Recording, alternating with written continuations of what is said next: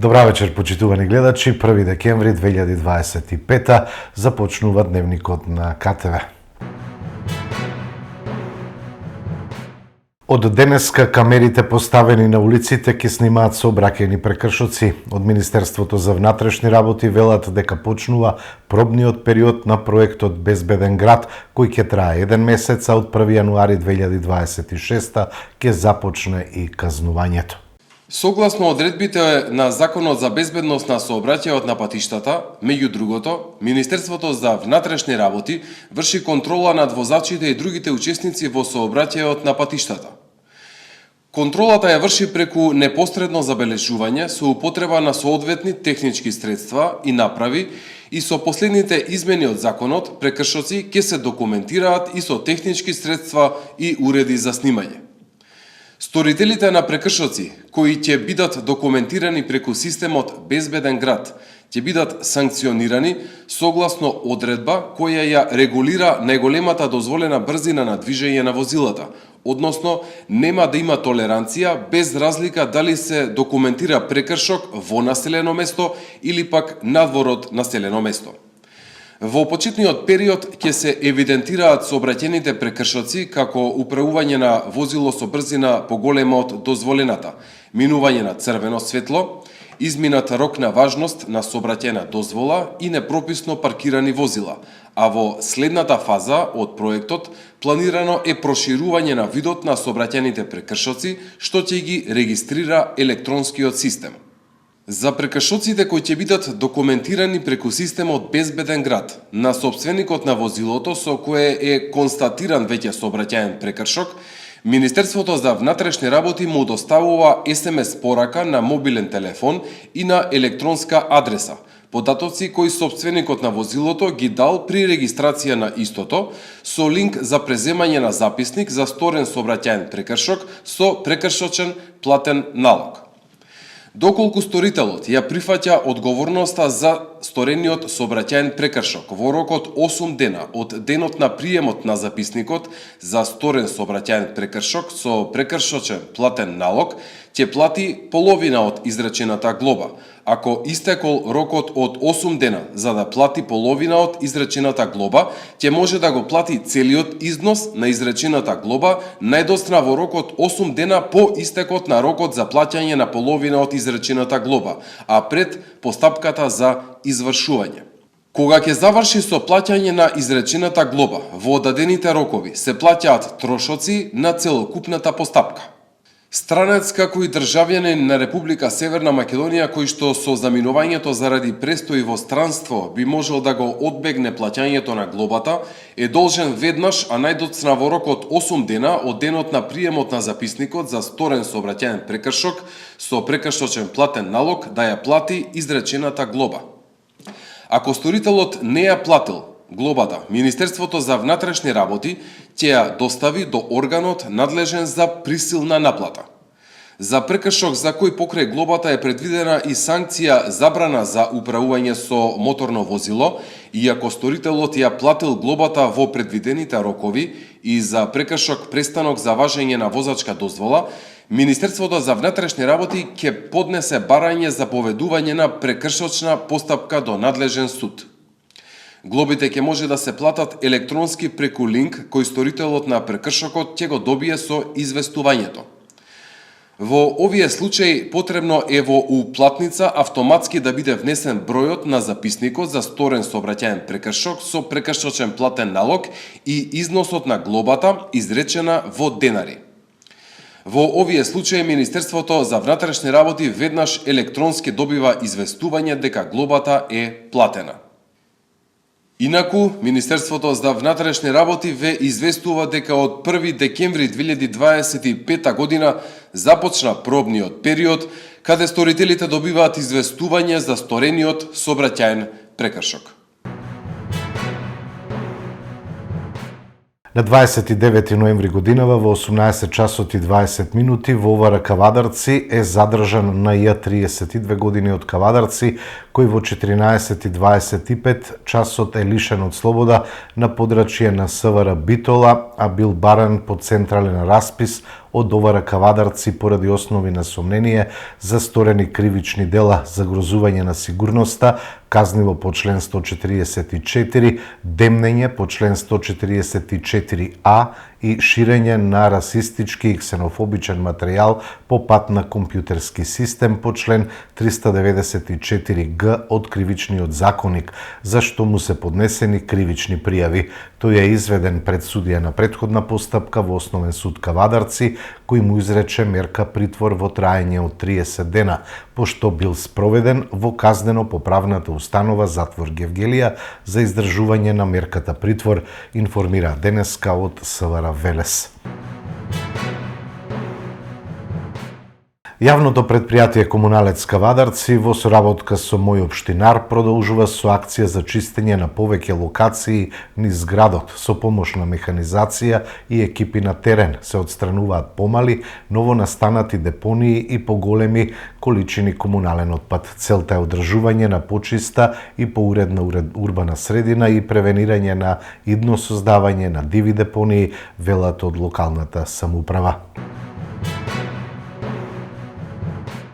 Вториот вработен во фирмата со тендери од 9 милиони евра поврзан со УБК на Мијалков и уништувањето на опремата за прислушување, обвинија на денешната пресконференција од опозиционата СДСМ.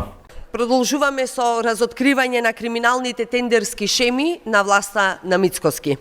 Денеска јавноста ќе слушне кој друг е поврзан со фирмата која добила тендери од речиси 9 милиони евра за само 6 месеци. Кој е вториот вработен, што работел предходно и во кое време работел. Станува збор за извесен Глигор Поцев. Поцев, почитувани, бил сведок во случајот Таргет Тврдина за уништувањето на опремата за масовно прислушување, како вработен во управата за безбедност и контраразузнавање во периодот на Сашо Мијалков. А токму последниот договор со владата и оваа фирма е рамковна спогодба за софтверски лиценци за виртуелна платформа. Како тоа лица, кои биле дел од разузнавачки структури, кои директно или индиректно се поврзани со процеси за уништување на опремата за прислушување, сега се пак во игра за милионски тендери за софтвери. И како тоа баш сега, владата на Мицкоски избрала човек токму од тоа време, од тие структури, сведок за уништувањето на опремата. Почитувани, скандалот со тендери вредни 9 милиони евра, дадени на фирма од две лица, основана од пред само една година, јасно покажува дека кај Христијан Мицкоски владе истата криминална школа на Никола Груевски, на Сашо Мијалков. Методите, почитувани, се исти. Милионски тендери платени од пари на граѓаните, на фирми со сомнителна или релативно непостоечка историја. И целта е иста – богатење на партијата и поединци од врхушката на власта. Дури и луѓето се од истиот груевистички период, очигледно. Ништо од ова, почитувани, не е случајно. Ова е криминален систем за крадење пари од граѓаните и контрола, за што мора да има и истрага и одговорност. Крадењето мора да запре. Институциите мора да делуваат и да преземаат мерки согласно законот. Предупредуваме да знаат сите дека овие дела не застаруваат. Одговорност мора да има, ке има кога тогаш. Работата се уште не е завршена. Молкот на СДС за отписот на 2000 тони јачмен и пченица е потврда за криминалот вреден 800.000 евра, сметаат од владеачката ВМРО ДПМН. Молкот на СДС за отписот на 2000 тони јачмен и пченица од стоковите резерви на државата е потврда за тоа дека станува збор за криминал вреден 800.000 евра. Откако по направениот записник на Димковски, а потоа донесен и заклучок од страна на владата на Заев, Филипче и Николовски за отпис на 2000 тони јачмен и пченица, од СДС нема ниту осуда, ниту оградување. Напротив, тие влегоа во штитење на овој криминал на нивниот ментор Заев и учениците Филипче и Николовски. Зошто СДС го брани овој криминал вреден близу 800.000 евра? Дали оваа пченица и јачмен преку посредници има достигнато двојна цена на црн пазар во соседна држава? Дали ова трио на Заев, Филипче и Николовски си има добро нафатирано, а жртвеното јагне во случајот е Димковски. Почитувани и трината оди дотаму да по само некое време тогашната влада, мислејќи дека ќе го покрие за нив ситниот криминал, потпишале 2 тендера за 20.000 тони јачмен и пченица. И ова СДС пробува да го штити. Знаеме дека во СДС останаа неколкумина во врвот кои се продолжена рака на Заев и Филипче. Се додека овие луѓе не заминат, СДС ки има полн багаж зад себе. Заврши изработката на мурали во дворот на Винскиот музеј во Кавадарци, кои со својата уметничка визија ќе го пренесат духот на кавадарчани, богатството на тиквешијата и магијата на тиквешкиот гроздобер. Со секој потек на четката, овие мурали ќе ја оживеат традицијата, радоста и енергијата на локалната заедница, создавајќи визуелен спој помеѓу културата, историјата и современото уметничко изразување. Тие не само што ќе ја красат градската средина, туку и ќе станат символ на идентитетот на Кавадарци, градот на лозарите, виното и плодната почва, место каде традицијата и современоста се спојуваат во една уникатна приказна. Муралите се дизајнирани да инспирираат, да ја активираат локалната заедница и да го пренесат сето богатство на тиквешијата на сите кои ќе ги видат локално, национално и интернационално.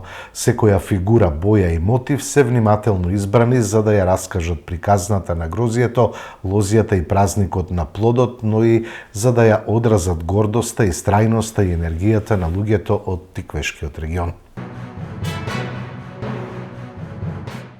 Околу 40.000 ваучери веќе се поделени за студентите.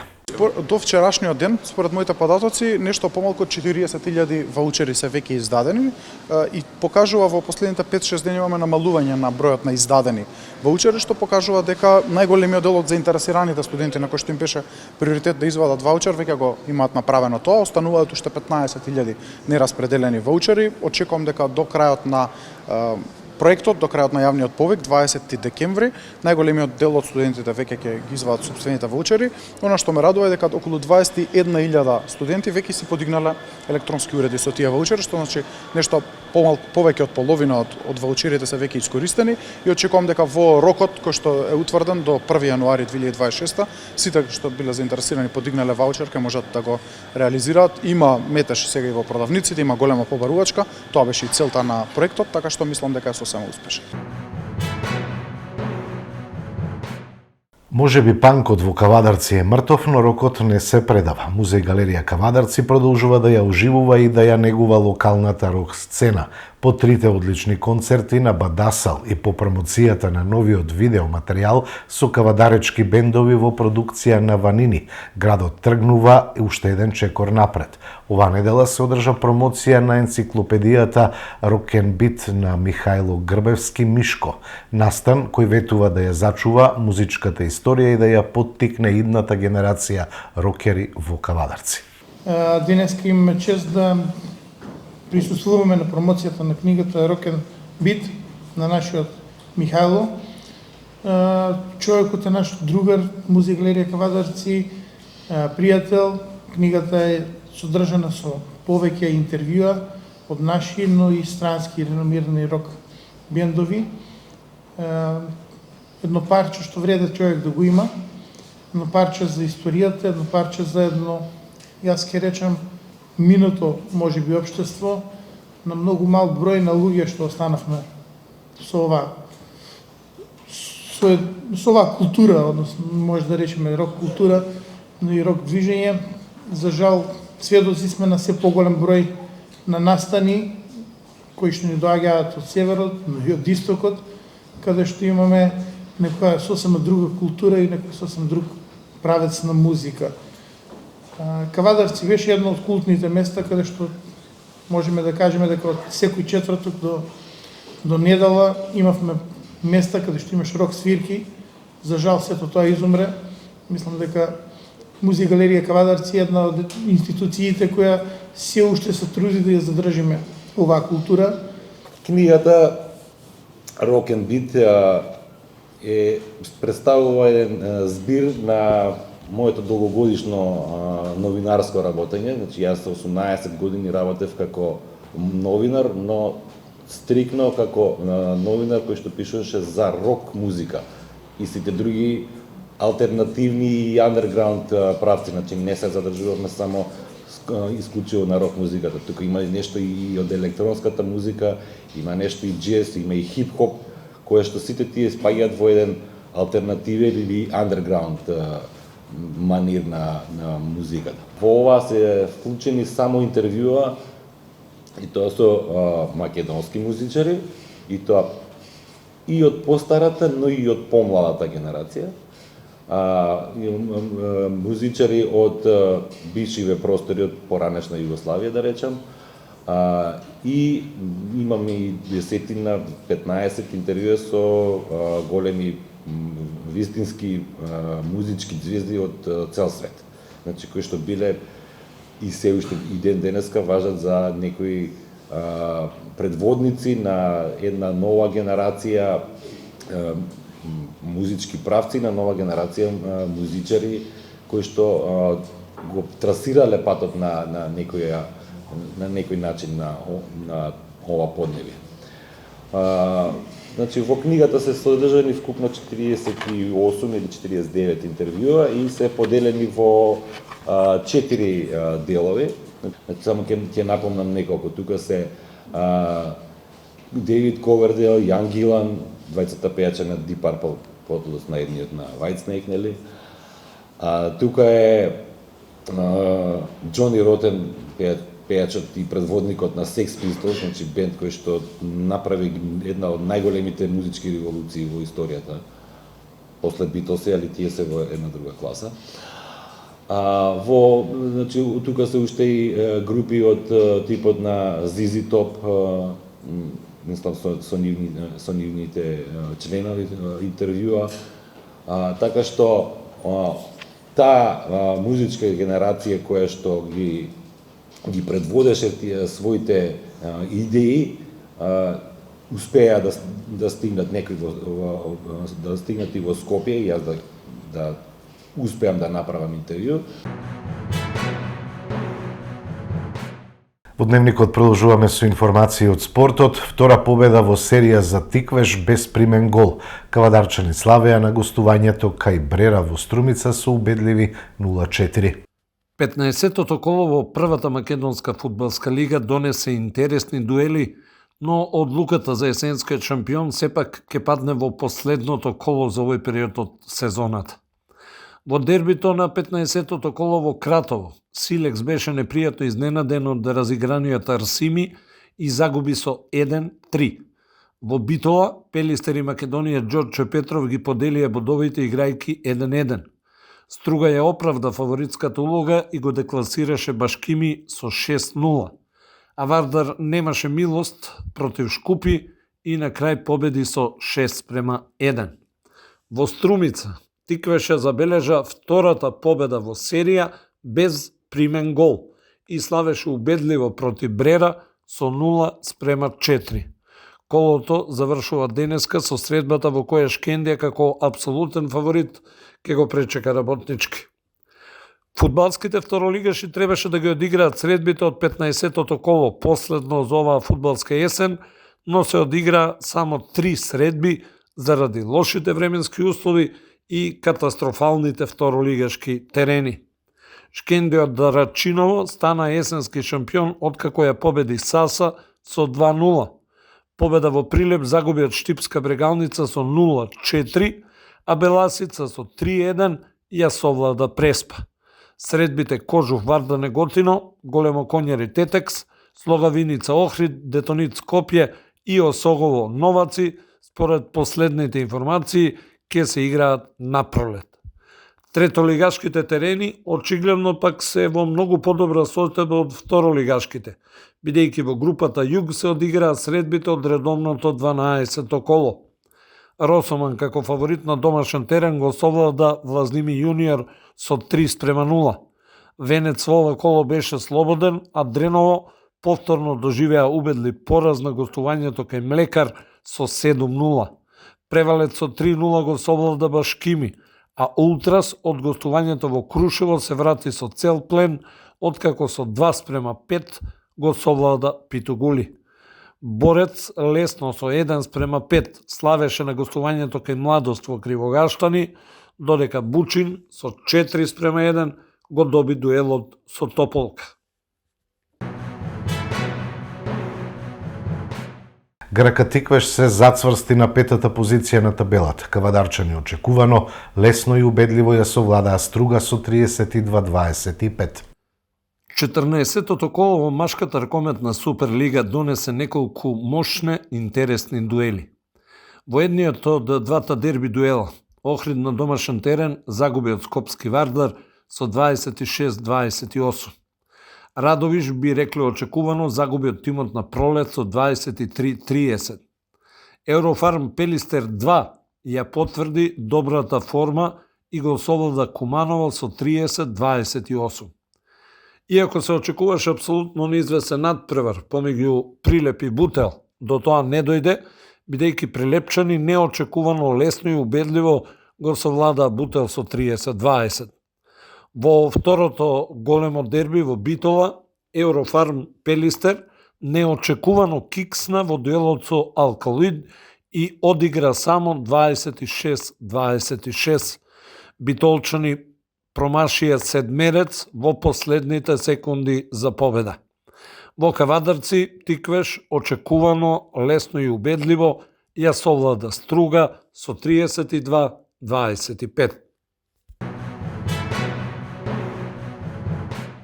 Екипата на Пробаскет несреќно поразена на гостувањето кај Вардар. Кавадарчанки водеа 3/4, но на крај подклекнаа и по продолжение загубија со 85-79. Машката сениорска кошаркарска репрезентација на Македонија ја забележа и втората победа во предквалификациите за Европското првенство во 2029 година. По домашната победа против Азербејџан, нашите момци славеа и на гостувањето во Даблин, кај Ирска, иако потешко од очекувањата. Репрезентативните обврски беа причина што овој викенд не се играа средби од машката кошаркарска Суперлига. Затоа пак девојките ги одиграа средбите од 6-тото коло. МЗТ го совлада Спортимот Неготино со 54-37. Шампионот Баскет Кан немаше никакви проблеми во дуелот со Делчевски Патриот, каде славеа со убедливи 74-38. Кошаркарките на Пробаскет одиграа мощно и квалитетно на тешкото гостување во Скопје кај Вардар. Нашите девојки не само што беа рамноправен и подобар противник, туку постојано водеа цели 3/4. Последниот период Кавадарчанки го загубија со 27-15, па Вардар се избори за продолженија. Скопјанки го искористија фактот што првиот плей на Пробаскет Милица Јовановиќ заработи 5 лични, па на крај славеа со 85-79. Дербито на ова коло ќе се одигра во среда на 3 декември, кога ќе се сретнат Крива Паланка и Бадел.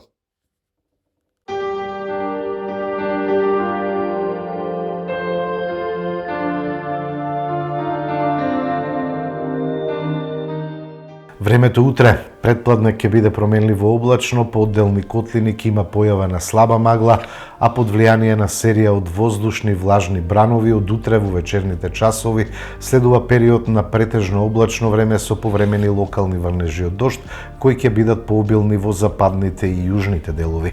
На некои од повисоките планини врнежите од дожд ќе преминуваат во врнежи од снег. Минималните температури ќе бидат насекаде позитивни. Утре температурата ќе достигне до 12 степени.